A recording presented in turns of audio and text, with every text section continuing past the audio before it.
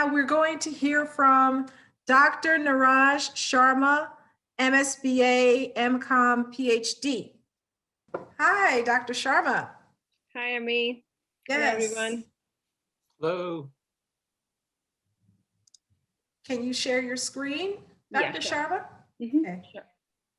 Okay, thanks, everyone. Thanks for joining me today for my session, Demystifying Business Data Analytics. As you know, today's world is mostly into data analytics. We are just doing lot and stuff in data. So yeah, so I'm just going to talk about the business data analytics, which is my specialization, and to let you guys give you some things like more which I worked on, and what basically a business data analytics does. The agenda for today is what are the trends in BDA, business data analytics, the process of business analytics, defining business problems, data preparation and analytics, business data analytics roles, and analytic trends post-pandemic.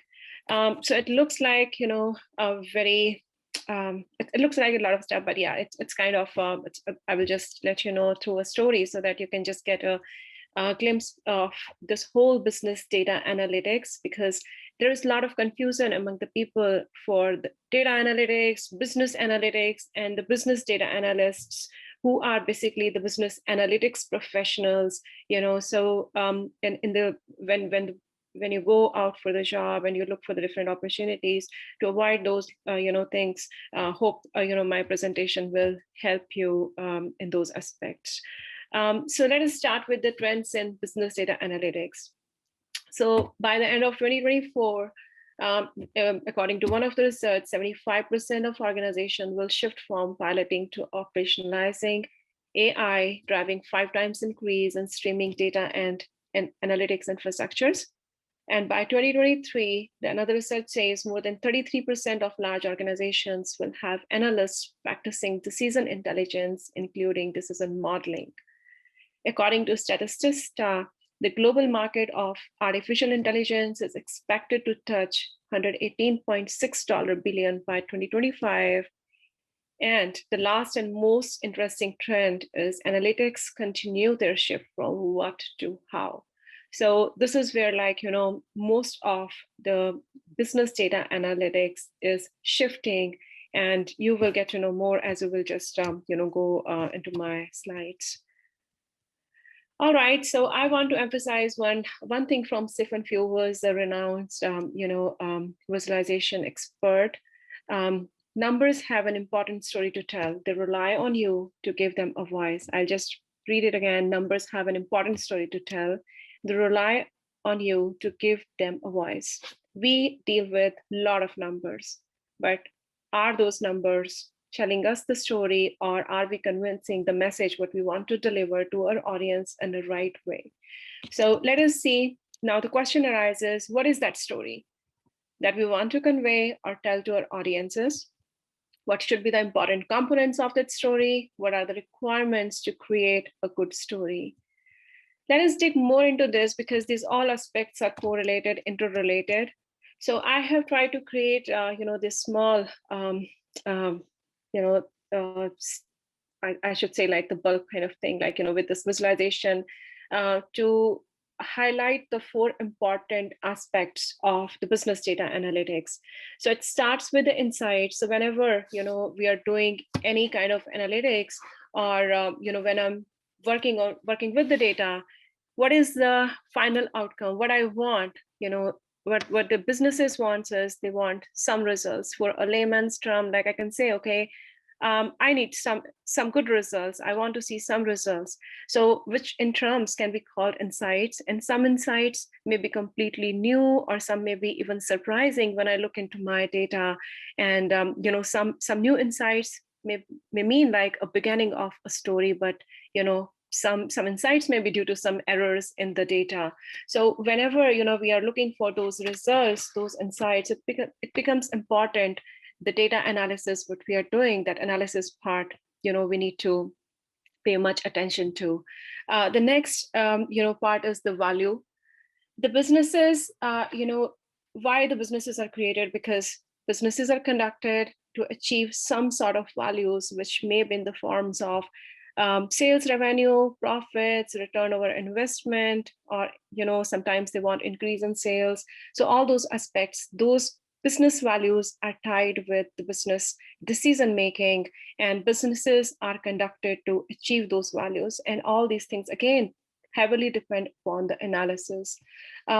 Next part, I try to highlight here is the continuous improvement. Our businesses need continuous improvement. The businesses through their processes improvements and through their thresholds, and they monitor the performances on the basis of some statistical aspects, and they try to improve the products, services, or the different processes within the businesses or within their organization. So continuous improvement is another important aspect, which can be done through the analysis, and which is very much needed, with the analysis. The last part is very important aspect here is decisions. So decisions, again, the effective decision making. So decisions need to be capable of being implemented, whether on personal or organizational level. And especially when we talk about the organizational aspect in organizations, effective decision making depends on a lot of things, just like different facts and figures, analysis of those facts and figures. Because if we have that kind of analysis in front of us, if we have those figures which are compelling us to make those effective decision making, that is very helpful for the stakeholders, for the business owners, or for the decision makers, because it makes their life easy. So to my understanding, and as per my experience, these are the 4 important aspects: insights, value, continuous improvement, and decisions, which helps us to learn more about the business data analytics. So that's where business data analytics come into the picture. So I want to let you know a bit about the analytic process, which will take us, other aspects of this business data analytics. So business analytics process always starts with a business problem, where the business data analysts define the problem, they prepare the data for the analytics, and then data analytics is done. They interpret the results and find the best solution and communicate results for the decision making. If you look at this, this looks like a very simple process, where we are just starting, with every process we just start with a simple business problem or simple problem, and we try to solve them. But when we go deeper into these aspects, for example, let us start with the problem. Now the question arises, what is this problem? Why we need to, is it like something we need to pay much attention to, or what it is exactly? So I want to highlight one of the quotes from Albert Einstein. If I were given 1 hour to save the planet, I would spend 59 minutes defining the problem and 1 minute resolving it. So this gives emphasis, and this statement by Albert Einstein gives tells like how important the business understanding that business problem is. Because in many organizations, what happens is, if we are just jumping on the solution and we are not spending much time on understanding that business problem, then our whole analysis it can just be a waste, and because we are not getting the true picture. So I've highlighted few things of this, defining this business problem. There are certain W's like what, who, where, when, how, and why. These all W and 1 H's needed to solve a business problem. So let us understand it through a mind map, which is a term, when you will grow in the field of business data analyst and business analytics side, or simple business analyst. So these are some techniques, which the business data analysts have to heavily create, just like this mind mapping things, etc. So I try to create a mind map to make you understand like what are those things which makes our business problem understanding more important. So let us start with what. So always, whenever business data analysts are trying to solve any problem, first of all, we need to know what is the problem, what is their current state, what may be the future state, and what data is needed. Because what happens is in organizations, sometimes, often it's like this task is not given much enough attention. And what happens is there's always the urgency, like to get the solutions when you get the, and especially like the people who are in analytics field, like data analysts, or whenever we get the data and people will say, okay, let us jump into the data and let us see what we will get the solution, what our solution look like. But I always suggest people, and in my teams also, I always tell them, just spend enough time on understanding the problem, because once you understand why we are solving this, then it makes your life easier, and it gives you direction to go forward. Okay, why I'm solving this, what is the reason behind that?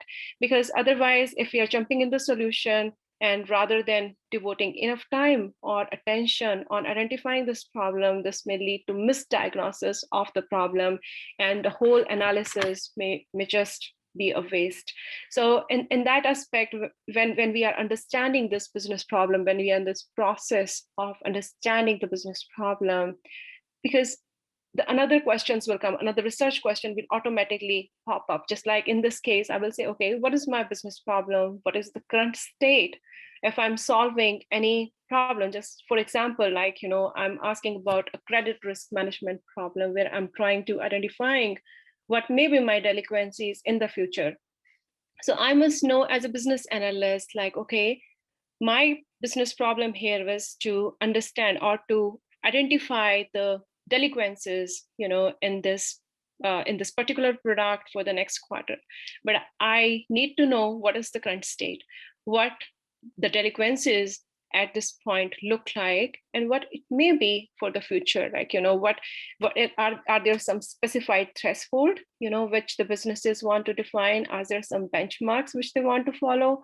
So because, when you are working on these kind of things, always these benchmarks, these thresholds are very much needed, which provide you the reason for, for that whole analysis.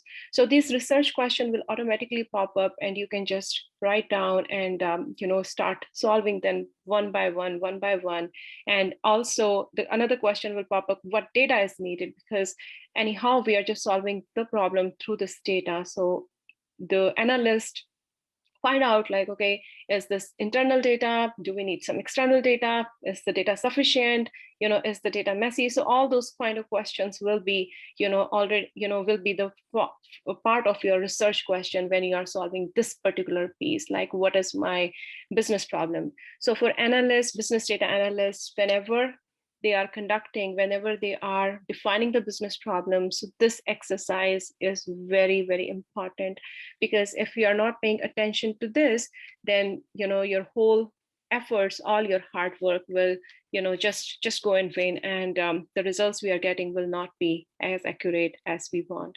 And business analysts use different techniques, just like elicitation techniques, business model canvas, and process modeling, and this kind of mind mapping things, like to find out, okay, what can be done, like what is this problem, and to find out all these aspects relating to our business problem. The next very important aspect I have added here is when, because always we need to know what are the timelines of my project when I want to complete this specific project. Next is why. Why part is again very important, because that leads to find out why I'm solving this problem and what is the desired outcome. As I mentioned here, current state and future state. So that also relate to this why part, like why I'm solving this, what is the current state, why I'm solving this, and what my, what will be the benefit if I'm solving this problem, how, what is the desired outcome? Is there a specific threshold, as I mentioned before? So do we need to just follow that, or we can go beyond that? So all these things can be understood at this stage. Next part becomes with how the problem will be solved, and other options and methods. Because whenever we are trying to solve the problem, there may be possibility of different options, there may be different solutions, but not every solution may be optimal for us, because these solutions, when we are evaluating them, they may be very costly, they may be not in the terms of like cost, in the terms of the infrastructure. So all those questions come again when we are at this point, like how we are solving the problem and what is the optimal solution which we can achieve in a very effective way, in a very timely way. And it's just, within our, constraints, like in the terms of cost and efficiency. And the last part, again, it's very important from business data analytics point of view, like who will be benefited, because there are multiple stakeholders who are involved in this whole process. So who will be benefited if I'm solving this problem? Who are my clients? Who are my stakeholders? Are my internal stakeholders internal only, or are they external stakeholders? And what is their level of knowledge, their involvement level, etc. Nowadays, in some organizations, when they are doing this kind of analysis to understand the stakeholders, they create the personas for those specific stakeholders they are dealing with, and they try to get all the information through the interviews, and they will just create their different personas, and then they try to match, okay, this particular stakeholder has this level of knowledge, this particular skills, and so that they can, because in this whole process, what happens is, like when we are understanding the business problems, sometimes some stakeholders are very easy, they will just tell us, they will just let okay, this is the problem. But sometimes for some stakeholders, we have to dig more, we have to find, okay, there are some hidden information in the form of non-functional requirements. When it comes to non-functional requirement part, then it comes to the usage of those personas through which the analyst can go into more details to know more about those stakeholders, and can build a good relationship with them, so that that will be helpful through the whole process, throughout the whole process of this business analytics process. So these 5 things very important when we are trying to solve a business problem, starting with what and ending with who, which relates to our different parties which are involved in this problem which we are trying to solve. So when we are in the process, when we are done with this understanding of this business problem, the next part comes, obviously, the data. So one research specifies 40% of business objectives fail due to inaccurate data. And according to Gartner, data quality issues cost companies $14 million per year on average. So there comes the question of the data quality. So now, why? Like, what may be these issues? My data may be corrupt, my data may be from multiple sources, data may be maybe in high volume, data may have multiple attributes, data may be messy, data may have outliers. So there are many things, right, which leads us to the another aspect, which is called the data preparation. So we cannot jump onto the analytics or to the results before going deeply into this part, which is called as data preparation. So there are different aspects, of this data preparation when you see, like, the data cleaning, data transformation, data reduction, data integration. So when we talk about data cleaning, because I may have some missing values in my data may have some duplicate value, redundant data, it may have some outliers, it may have some inconsistency in the data.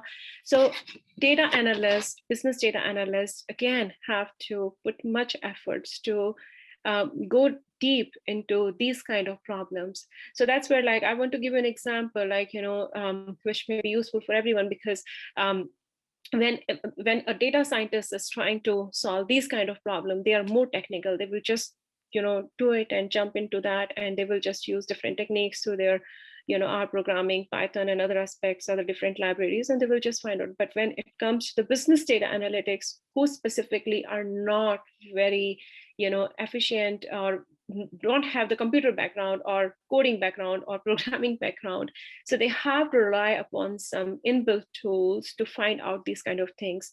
So I was just listening to Professor or Dr. Kawaza's presentation. Also, he was also talking about Excel and other tools. So for the business data analytics professional, they can just go into all those different tools, just like Excel, or there are more specific advanced tools, just like Tableau, which is a very good data visualization tool, can help us find out all these things and, help the business data analyst to, complete this step of the data cleaning. Next, come to the data transformation. The data may be skewed, so we need to find out, we need to remove those values which are making our data skewed and need normalization. Aggregation is needed for retail data, and sometimes we need to construct the features which is not in there in the data, but we need to, with the existing data, we can create some, other features which can help, which are called the derived data or derived fields, which can help us to, do further analysis. Similarly, data reduction, I may have many attributes in the data, 50, 60, 70, 100, 120. I may not need all that. So I need to reduce my data fields. So that is called dimensionality reduction. And business data analysts have to look into this aspect as well, along with data compression and aggregation. And the last part is, I may not be able, like whatever my organization I'm working with, it's not like I will be able to get data from one file, no, that's not possible sometimes and most of the time. So I have to join different data sets. So that is called data integration. So that is also pretty much needed at this data preparation step. If we have to join multiple data sets, that data integration part is needed. So that should be taken care of at this point. And sometimes we need to change the metadata also, so that all is very important for this data preparation, because most of the efforts from the analytics point get failed, as I mentioned in my previous slide, also because of the quality of the data or because of data issues, because our whole analysis pretty much depends upon this data analysis. And if my data is good, if my data is of a good quality, definitely whatever I'm seeing in the form of my results, in the form of my insights, will be good, and it will help the businesses or the stakeholders or the decision makers to get the better decisions, instead of when it is messy and wrong data. So this data preparation again is very important. So when I'm done with this data prep stage, then we go to the more advanced part, which is the data analytics. So data analytics, in a very simple term, data analytics can be of 4 types. So it starts with the descriptive analytics, where we are talking about what happened. So I have a set of sales data. I'm looking into my data and I see, okay, my sales has increased by 10% in my last quarter. So when I'm just looking at that particular aspect, my sales have increased by 10% in the last quarter, that is called descriptive analytics, because I have seen like this thing has already happened. This is what happened in my data. My results are telling me. So when I go to diagnostic part of this, it tells me a little more. It tells me why did it happen. So my sales have increased by 10%, but I want to know why the sales have increased. What is the reason that prompted this increase in sale? Is it just a trend, or there is something unusual happened in this particular quarter that led the increase in the sales? So diagnostic helps to make you understand like why this happened. Predictive analytics is again one more step ahead from diagnostic, where we are talking about future, and it's very much in use nowadays. Everything, all this machine learning models, is AI we talk about, these all predictive and prescriptive. So predictive tells us what will happen. If my sales have increased by 10%, I found the reason why it happened, but is this trend going to be continue in the future? So with the predictive analytics, it helps us to find out like whether my sales will be at 10% in the future, or it's going to decline again, or it will be just this, same as it was before. So all those kind of questions can be pretty much answered with predictive analytics. And the last and very important, which is the analytics world, which is going towards this prescriptive analytics nowadays. So that helps us, the businesses, to know how can we make it happen. So we know like what has happened, why did it happen, what will happen. But if we have seen, okay, my sales there's a probability of increase in my sales, by 10% in the future, the prescriptive analytics helps to make that happen, helps to take that action so that we can achieve, that result. So prescriptive analytics helps, from helps the businesses specifically to take the action to make that event happen. So I have added some example business use cases, from the different industries, and some of these I already, worked when, I was working on this project. So the financial sector industry is pretty much going towards the predictive analytics side, where the analytics is helping them in fraud detection, in customer churn prevention, credit risk management. So in this particular scenarios, if we talk about this customer churn prevention, I have my high value customers, and they are at a verge of moving to some other bank. They want to remove their money and they want to go into some other bank or some other financial institution. So this predictive analytics help them to identify those high value customers which may move to another bank or some other financial institution, and this helps them to make the marketing strategies or promotional strategies so that they can keep those customers. Similarly, for my credit risk management, I may have some very risky segments who are at a stage of default or the delinquencies. So in this credit risk management for my different products or for my credit card, especially, I can do that analysis to my predictive analytics to identify, to predict which segments may be very risky for me in the future. And so that those strategies can be made and that, risk, can be mitigated.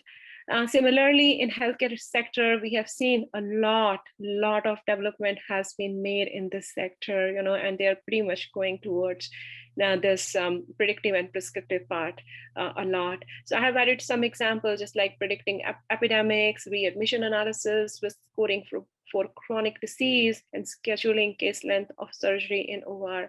So everybody is this predicting epidemics, just like I want to give you not for the epidemic, but this pandemic, what is happening, you have seen a lot in the last year, and now also when, these models were created, when this curve will be up, this will be flat, and then second stage and, third stage, all those things are pretty much, done with this predictive analytics.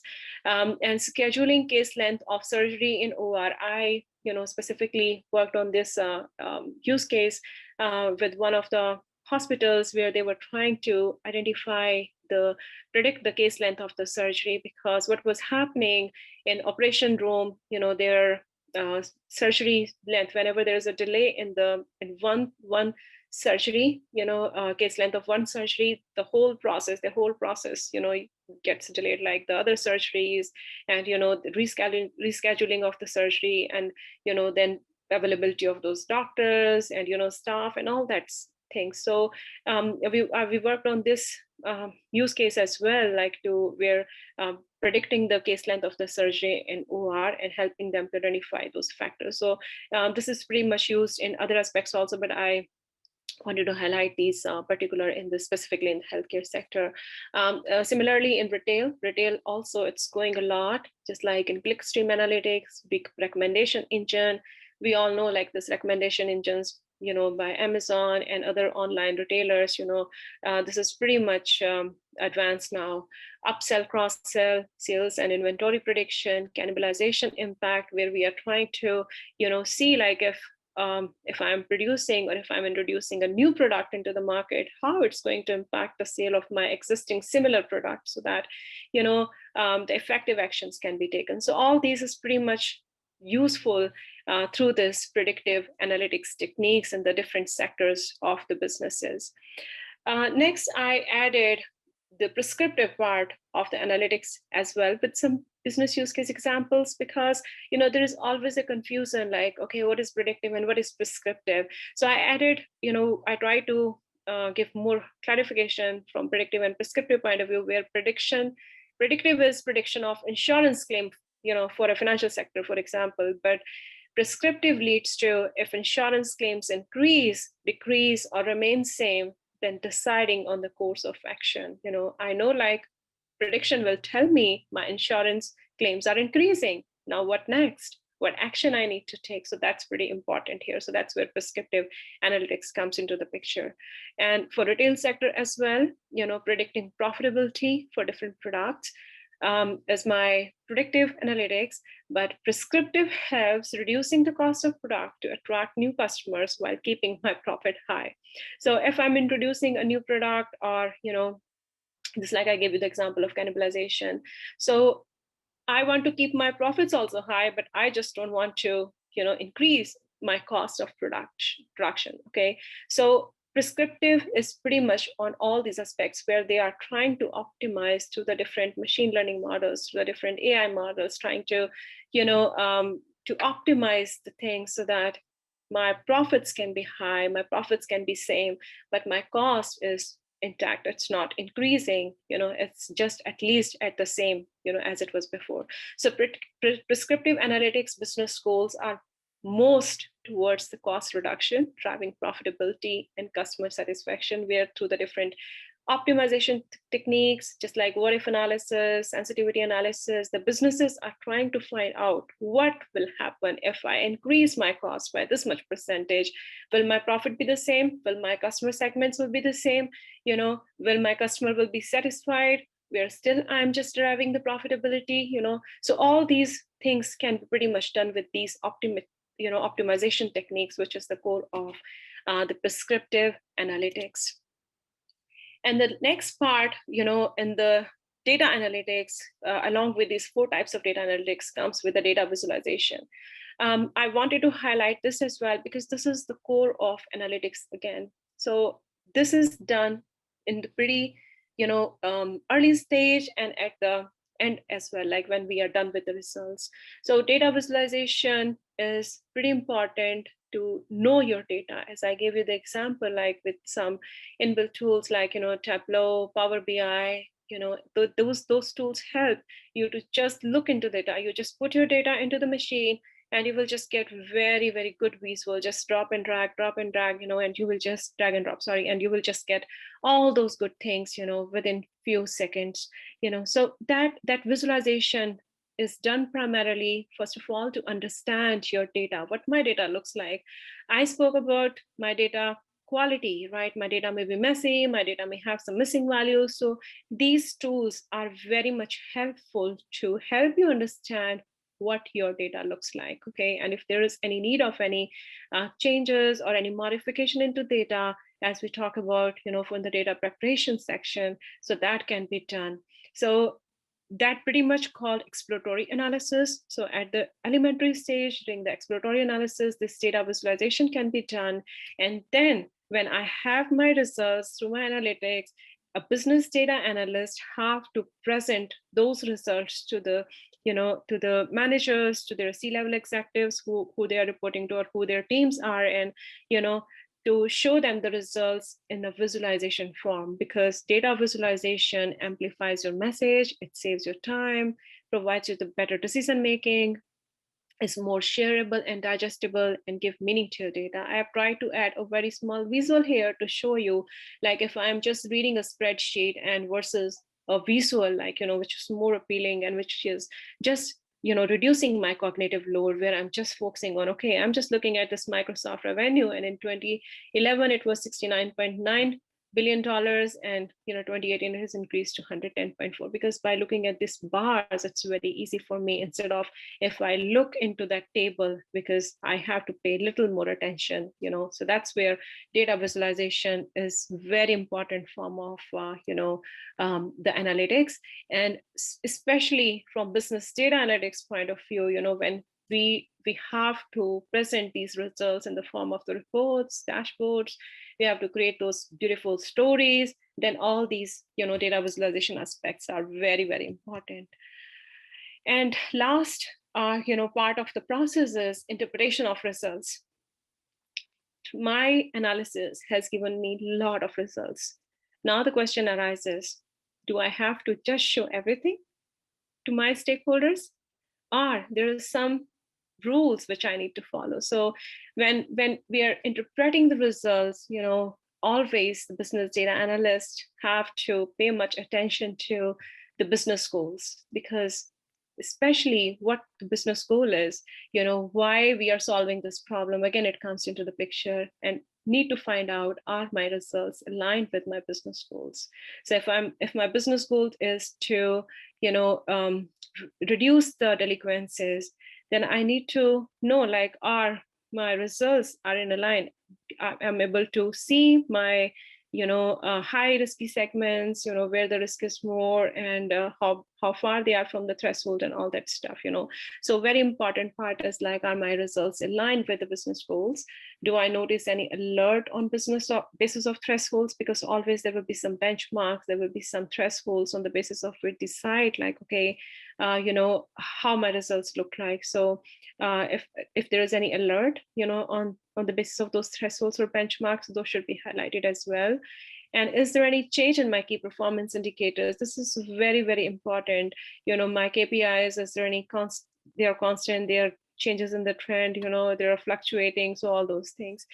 So once you have interpreted those results, then need to create the conclusions and develop recommendations.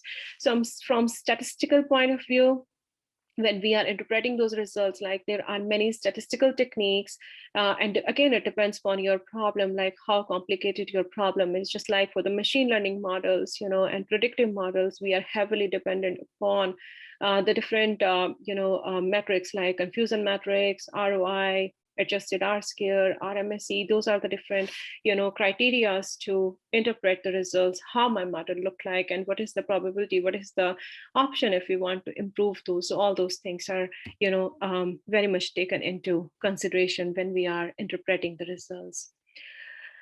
So okay, so that's what was for all this business data analytics and data driven decision making. And in the in the research, in some research, it has been highlighted the data driven, the businesses who were more data driven had 6% higher profit and 4% higher productivity.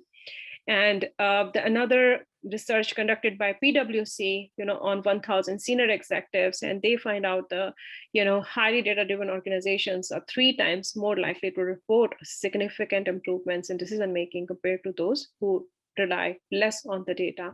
So it shows importance how the data-driven decision-making is important, and how it can help our decision makers to take those decisions. Now it comes to, okay, if, because if you are thinking to go into this business data analyst field, the business data analyst field may have different roles. It's just not only, okay, it's a business, analyst or business data analyst. No, but it depends upon the different industries. And as per them, I have listed few of, the different names of the roles which a business data analyst may have to perform. Starts with the business intelligence analyst, which is another name of business data analyst. But if you are in the financial side of the analyst, then it can be called financial analyst, analytics translator. In some organizations, what they do nowadays is they need a lot of analytics translators, where the analytics translators work as a liaison, between the clients and between their, technical teams to understand that business problem, translate the problem into the solution, and, they pretty much follow the process which I have highlighted in my previous slides. But they are not, the programmers, they are not the coders, but they're just understanding that business problem, and telling it to the different technical teams, like, okay, this is what the clients want, this is what the stakeholders want. Insight analyst, which heavily, if you want to go towards the insights part, where through the results you are bringing the important insights, then this in the companies, these are very much in demand as well. Digital analyst, if you are on the digital side of business, if we want to go to digital side, then digital analyst do, because only difference is the data. If we are talking about the financial analysts, they are heavily towards the financial work on the financial data, and digital analysts, they work on the digital data, like that. Data visualization engineers, pretty much in demand again, where these engineers through the different, softwares, to different platforms, do the visualization, create the dashboards, create the story, and share it with the different, teams or different stakeholders or different parties associated with the projects. Analytics trends post-pandemic. So in a research by McKinsey and Company, they have find out like post-pandemic, these two additional, data analytics key roles have also been emerged, like in the companies, data scouts or strategists, which are partnered with business to find, review, assess, and manage external data assets, and data reviewers who evaluate use, risk, and collection of data. So along with other roles they have highlighted, like these data scouts and data reviewers are also going to be new key roles post-pandemic. In another survey by Harvey Nash in 2019, they did, and they found out this 5 most scarce skills. So as per them, this big data analyst contributes, like that's a number one, top one scarce skill, contributing 44%, and along with cybersecurity, AI, enterprise architecture, and business analysis is also one of them. Okay, so there is another thing which I want to highlight here, because I mentioned like there is a lot of confusion among people when we talk about the business analysis, business analyst, business analytics, data analytics, business data analytics. So this is from the IIBA, International Institute of Business Analysts. So they heavily, work on the business analyst, and recently they have got their guide and certification for the business data analytics as well. So where they specify like, okay, what is the role of the business? What is the business analysis? What is the data analytics? So if you see like business analysis is talking about enabling change by defining business needs, recommending solutions that deliver value to stakeholders through different processes, and data analytics is focusing heavily on data. But when it comes to business data analytics, the business data analytics facilitates the process of turning raw data into information needed to guide informed decision making. So here, business data analytics are the people who have good knowledge, of the processes of the businesses, and they are, using those things, the processes, to turning the raw data into information needed to guide informed decision making. Basically, they're helping the decision maker to take the decision. They're not doing that programming part. They're not doing that coding thing. It depends upon the interest if you have that, experience. But business data analytics is a person who is eliciting the requirements, through the workshops, through the surveys, through the interviews with the different stakeholders, and communicating those requirements to the different teams, like cross-functional teams like DevOps, data scientist, or UI or UX team, and helping them to find a solution, and then to communicate it to the to your decision makers or to the stakeholders to help to get informed decision making, to get a better decision making. So that is what business data analyst role specifically is, which is the combination of both. I have highlighted some of analytical tools.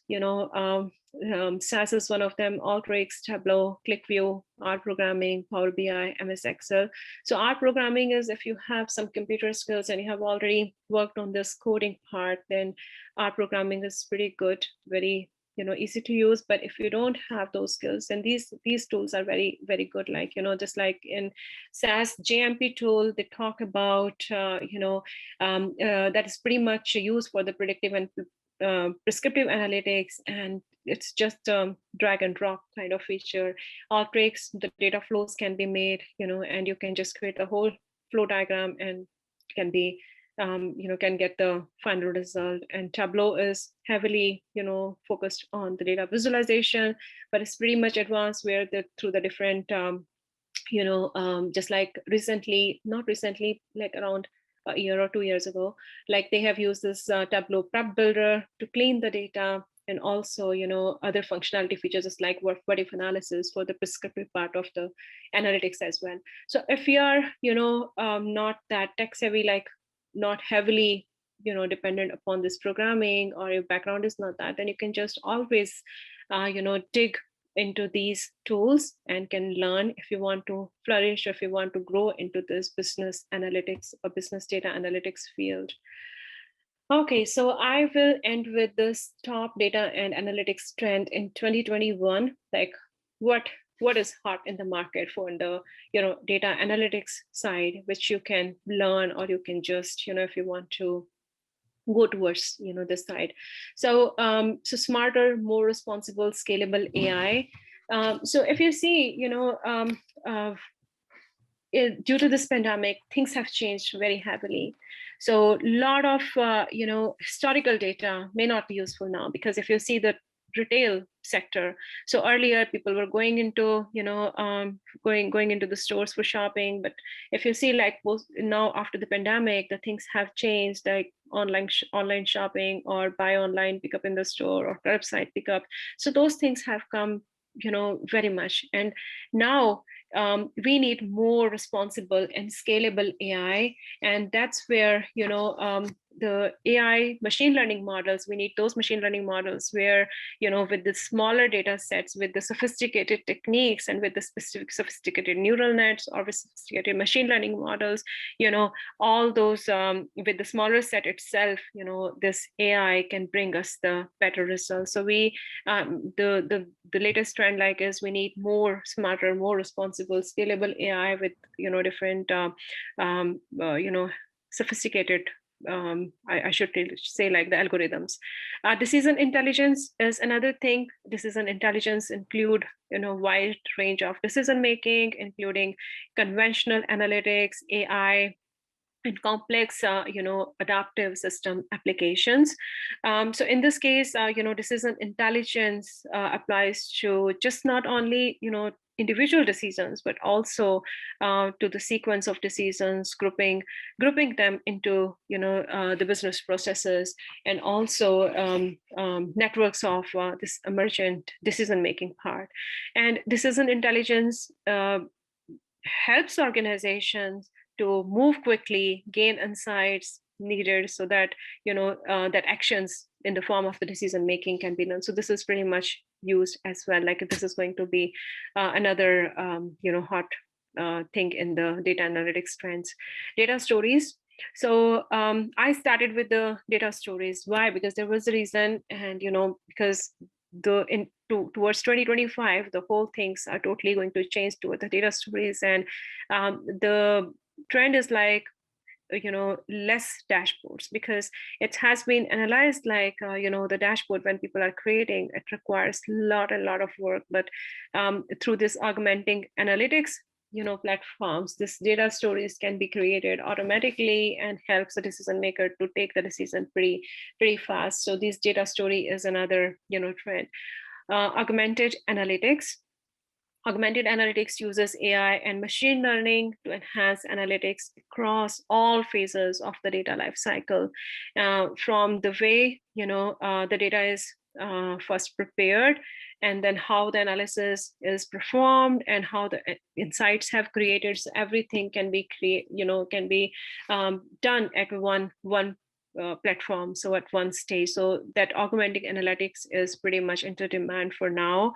And I will give you some example of different platforms who are doing this augmented analytics, just like IBM Cognos, Tableau, Power BI, there's Click, and Salesforce, for the Salesforce data, and SAS, visual analytics. They are pretty much towards this augmented analytics, where user is just typing a question, and you're getting the results, and you're getting the insights, and you're getting more and more information towards that particular question which the user want to ask. So this is all is towards where these sophisticated platforms are helping users to get at one stage. And the last is the data cloud services, which is pretty much already been used, just like this Amazon Web Services and Microsoft Azure and other like Google Cloud, etc. So companies from data point of view, they are transforming for this data cloud services as well, just like and specifically, these are three kinds of data cloud services: information as a just like it's SaaS, software as a service, information as a service, and platform as a service PaaS. So these three kind of data cloud services, and heavily the companies for data analytics efforts are transforming towards this data cloud services. So these are the few analytics trends for 2021, but beyond that also till 2025 they will be in full scale. And if you want to know more about these, definitely I will advise you to dig into these things if you want to go into this data analytics field specifically. All right, so now it's the time for the questions. We have a few minutes before the next talk. It's 1:06, so please, people, ask your questions. Dr. Cavazos, you want to go for it? Yeah. Hi, Dr. Sharma. Thank you for the great presentation. Very comprehensive and informative. Thank you. I have a question. So as you know, and you presented, and I'm seeing it in the business school side of things, that data visualization has become almost practically its own field, right? Mm-hmm. And many students who study analytics will more than likely, especially if they have an MBA, they'll go on to be data visualists, right? That'll be their expertise. They won't be in the trenches writing code and whatnot. Yep. What are some of the more, what are some of the more important visualization tools that students should be aware of and perhaps learn if they want to get into the field of presenting data in a useful way? Yeah, that's right. No, that's a very good question, Dr. Kwaza. So it's like, as I gave you the example of Tableau, Tableau is very good tool, which I feel like, everyone who wants to flourish themselves in this data analytics or visualization field, that's a must tool and must to know tool. And it's like very user friendly, very easy, like, everybody can just play with this and can understand. Of course, there are certain things which they have to learn, but yeah, that's the first thing. And second thing is Power BI. Power BI is a tool which gives the information from from visualization aspect, other analytics aspects, and if someone wants to manage their project, that's have the capability of that as well. So these two things I feel like is very, very important, if people want to go towards this visualization part. And then it depends on the industry, because again, it's industry specific. Some companies are totally rely upon, just like if I'm talking about the IBM has their own things, just like IBM Watson from AI side and, and the visualization side as well. So again, it depends on that, which industry or which company you're going. But from my side, like these two, Tableau and Power BI are the things, if anybody wants to go into that visualization side. Excellent. Thank you. I have a question for you. This is Amy. What particular program do you feel that students need to know in order to go into business analytics? Like they must know it. It's essential. Yeah, that's right. So are you talking about the particular course, or you're talking about the whole in terms of analysis, what typical, like, for biostatistics, for example, there's a different, you should know SAS, but for you, what language is important to know? Yeah, that's right. So for business analytics side, just like, I gave you the example of SAS. SAS is SAS has a tool called JMP. So that JMP has the capabilities of predictive, prescriptive, descriptive part of the analysis. And also, if you want to go towards the AI, where if you have some, good understanding for this data flows and all that stuff, then you can go towards the Microsoft Azure. And, which one do you prefer? I prefer SAS. I like that tool very much. GMP. That's what I said. Okay. I'm a SAS user as well. Yeah, I'm a SAS user as well. That's like, my first preference. Right. And would it be because that was the first language you were taught on, that you learned, or No. you Because just it's very prefer it? exactly, it's just served my purpose. So it is a data mining. It tells me to mine. It helps me to mine the data. It helps me to analyze the data, to do the predictive part, prescriptive part, and I can do the visualization also there. Yeah. So everything is at one place. Oh, that's Yeah. great. Thank you for that. I think there's some questions in the audience. Peter? Oh, Peter, yes. actually, go ahead. Go ahead. Oh, so I was gonna ask you two things. Mhm. One is you mentioned about the Power BI. I do use Power BI. I used to, I don't do anymore, but like, how do you manage the like version control on the Power BI? So Peter, actually, yeah, I haven't used Power BI much. Okay. I use Tableau and Jamp and SQL I use for my stuff.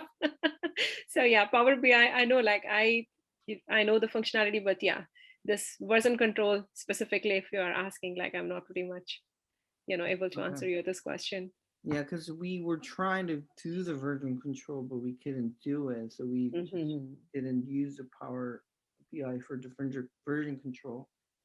Yeah. That's why I asked. Another question is like, is it like I'm in like a healthcare field? Is it like really difficult to get into like business field, like switching to the kind of a from healthcare to business analysis analyst or something like that?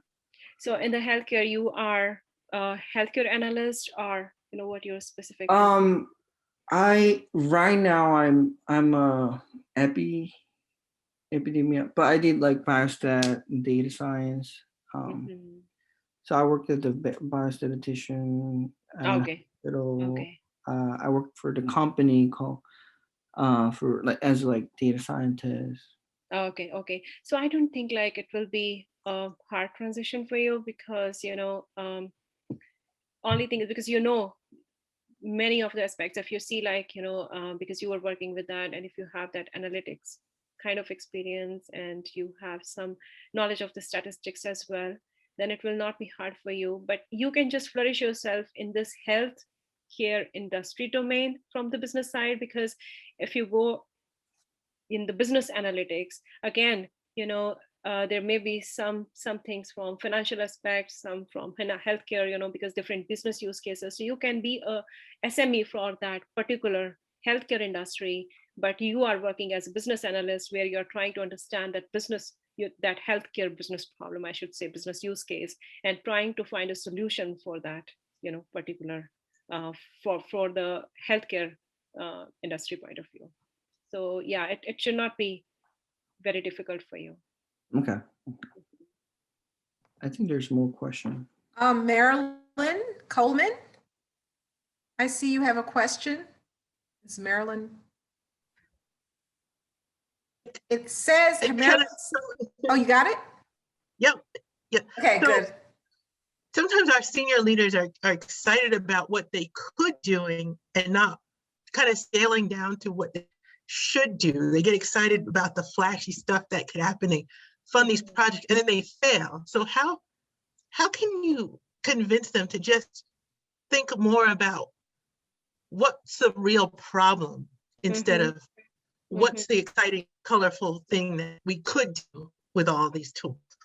Yeah, that's right. No, that's a very good question, Marlene, because this problem comes like, when especially you are towards the business side, and you have to deal with different stakeholders, and then it comes. So the basic solution I will, suggest is, first of all, let your facts and figure present that, talk, let your facts and figures talk about that, just create a full-fledged report, or write in your proposal or whatever you are doing in that, like, okay, this is what my data is telling, because this is what I'm seeing if you're talking from the data point of view.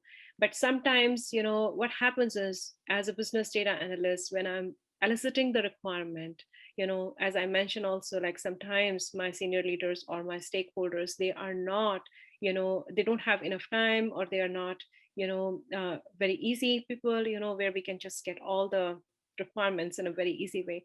So we must have, those capabilities to how to get the non-functional requirements, which are not being specified, which are not being clear, but, need to have the talent to get those questions out. So yeah, so there are different techniques to, if you just go to the IIBA website also, you will get a lot of information from the business analyst perspective. But if you're specifically talking from data analytics point of view, then I will suggest you to go with your facts and figures and, let them understand, this is what is happening, especially. I know, like, sometimes it's very hard because, it's very hard to buy their time, right? Yeah. But that's a technique, like, as a business data analyst, we need to learn, how to engage them and how to get their confidence and how to present it to them. Yeah. Mm-hmm. So hi, Dr. Sharma. So thank you so much for bringing up such wonderful speech. So I'm currently an undergrad sophomore. I have some brief question. So you have talked about some business analytical tools like SAS and R programming. And I'm thinking about, like, what role would those computer and science language, such as Java or Python, they will play in those data analytics? Mm-hmm. Yeah, no, that's great.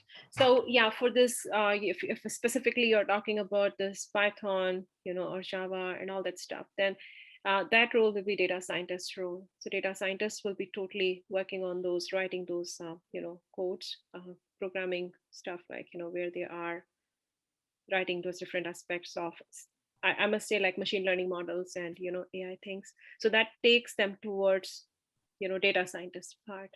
And especially in the data scientist also, through in this Python and in this R programming, they have the different libraries, inbuilt libraries. So if anyone has a good knowledge, or if anybody has a background in science, computer science, or sometimes, it's not necessarily to have the background of computer science. It depends on the personal interest as well. If anybody wants to grow in that field, they can definitely, learn those languages if they want to grow towards the data science and, AI part of that. Oh, okay, thank you. Thank you so much.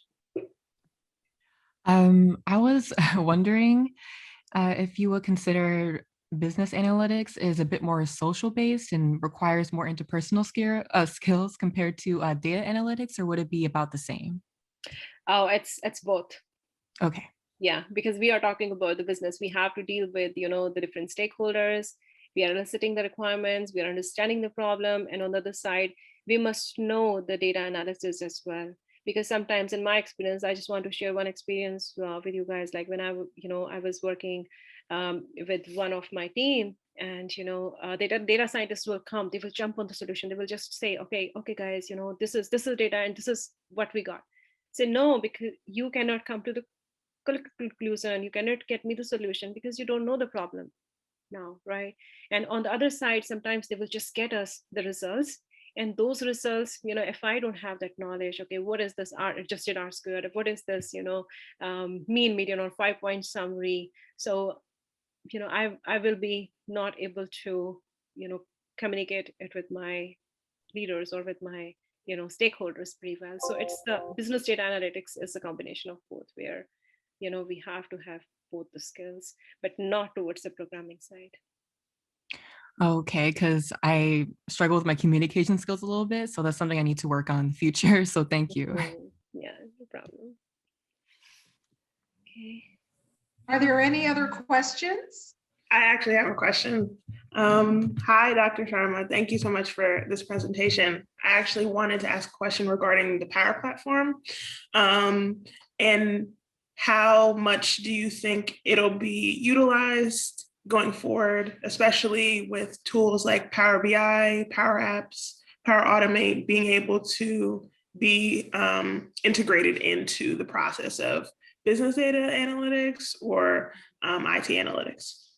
Okay, so you are asking, your question is around the Power BI. I just missed your first part. You said like it's around Power? The Power Platform, so like tools such as Power BI, Power Automate, Power Apps. Yeah, that's right. Okay. Yeah, so, these tools, as I said, like Power BI is a great tool and have the capabilities of project management and these analytics aspect. So definitely, they will be pretty much in demand. Because what I have observed, I just want to give you an example of Tableau, because I'm not a Power BI user, but I want to give you an example of Tableau. So Tableau, which when I was doing my master's in University of Michigan, during that time I used, and then slowly I've seen a lot of changes. Now they have, that was pretty pretty simple that time, but now I have seen many changes. They have this prep builder, they have this what if analysis, they have so many functionalities, because they want to go with the market, what is happening, because the world is going towards this AI and prescriptive part, right, and predictive part. So they are trying to, these tool builders, they are trying to also trying to modify themselves as well. So I think it will not be a problem for this Power Platform as well. And again, it specifically depends upon the organization, industry specifically. If they just want to, they're comfortable and they want to go with that, then they just want to stay with those kind of tools only. But they are improving, like a lot. But I specifically don't know from Power Tools platform side. But yeah, just as Tableau has done a lot of changes, due to changes in demand. I hope Thank you as well. Okay, are there any other questions? We will, Dr. Sharma, will you be at the social networking segment today? Not today. Okay. Yeah. So I haven't signed up for that, but I can just see for tomorrow or day after tomorrow if you. Yeah, tomorrow will be great. Okay. Yes. I mean, we do have some room available in case the only reason is that you're not signed up. We do have some room available. So, feel free to just hop on if you want. Yeah. Okay, sure. I will do that. Yeah. For tomorrow, I will do that. No problem. And if you have any other questions, also feel free to, just send it to Amy or Lily. They can just send it to me so that I'll be able to answer your question. Actually, if you go to the website for this event, there is a link to your profile. It has your social media community. Mm-hmm. Yeah, so they could email you. Yeah. Yes. Awesome. Yeah. Oh, great. Okay, well, thank you very much. That was a wonderful talk. Thank you. Thank you.